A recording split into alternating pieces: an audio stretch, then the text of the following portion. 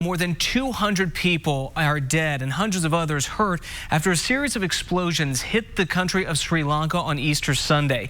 It's the deadliest violence to hit the South Asian island since civil war ended there about a decade ago. Tonight, ABC's Julia McFarlane has new information coming in.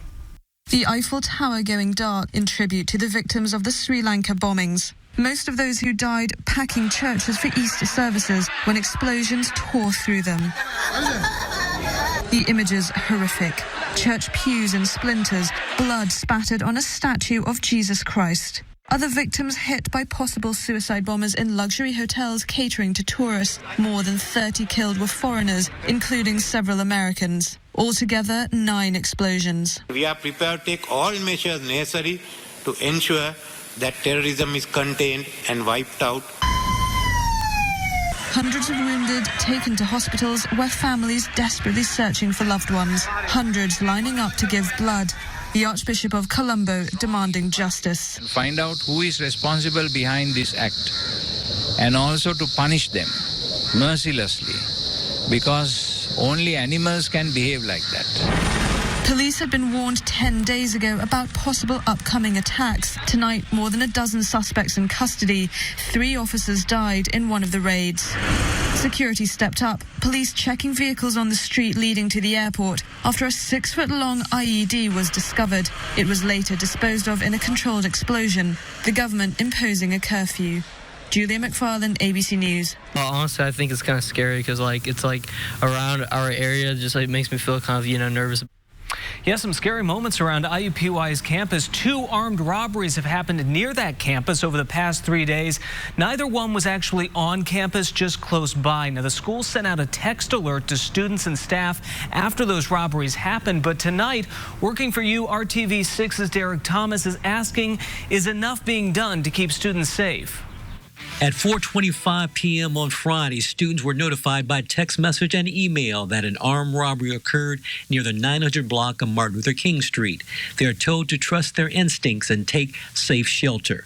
Elizabeth Becker says sometimes she's a bit desensitized to these alerts. I guess I really don't pay that much attention to it because it's usually not where we live by the tower, so I really don't even look at them. They pop up and I'm just like, okay. At 4:50 p.m. on Friday, this alert went out saying the threat is no longer imminent, but the weekend could not end without more drama. This morning at 9:21, another alert for an armed robbery. This one at the Taco Bell located at 10th Street and Indiana Avenue. Keyshawn Patel and his brother Kartik receive alerts. Are you glad that you get these notifications, and when you get them, what do you do? I try to stay away from that area, actually, so I won't, it won't happen to me. If I can, I just try to stay in my dorm or maybe just stay on campus. And there's campus police too, so that's why I feel safe. But Christian Cabrera says he remains on guard that those episodes on the campus periphery may one day hit home. At some point, maybe it could be someone on it could happen on campus. But as for now, it's as long as they kind of stay outside, I do feel a little bit reassured.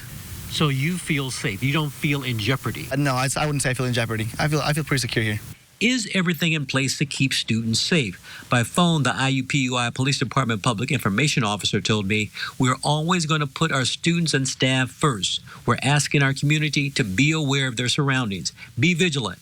Use our Safe Walk program. The Safe Walk program is available 24 hours a day. An IUPUI police officer will escort you wherever you want to go on campus. Derek Thomas, RTV6. An Indianapolis firefighter recruit was killed in a 4-car crash on Mount Comfort Road near Indianapolis Regional Airport. Tonight, the firefighting community is mourning the loss of 26-year-old David R. Short. Now, that accident happened yesterday evening. Our Derek Thomas joins us right now with more on that story. Hey, Derek. Trevor Short dreamed about being a firefighter all his life. He was in the process of becoming one, but that dream ended yesterday. Short worked at Giacomo Pizza Place in Irvington since he was 18 years old. When he left to join the fire recruit class, his colleagues gave him a pizza in the shape of a heart. Today, the workers there recalled a young man who was dedicated to helping others and committed to pursuing a dream. He was such a great guy. And the firefighter thing is so hard. It was so hard. He had to, just go to bed early, get up early, sweat, study. He wanted it, and he was going for it 100%.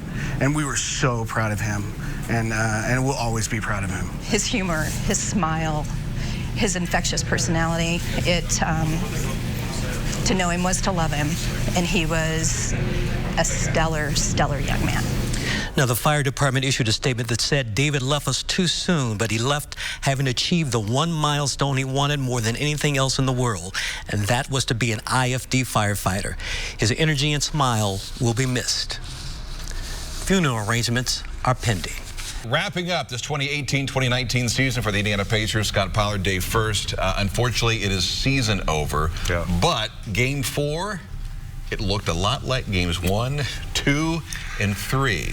Yeah. This team's good, but clearly not great. The gaps in minutes of play were just what killed them the whole series. Yeah. The Celtics played just well enough to win, and the Pacers played just poor enough to lose. Yeah, but let's get to the highlights, beginning with the return of Victor Oladipo.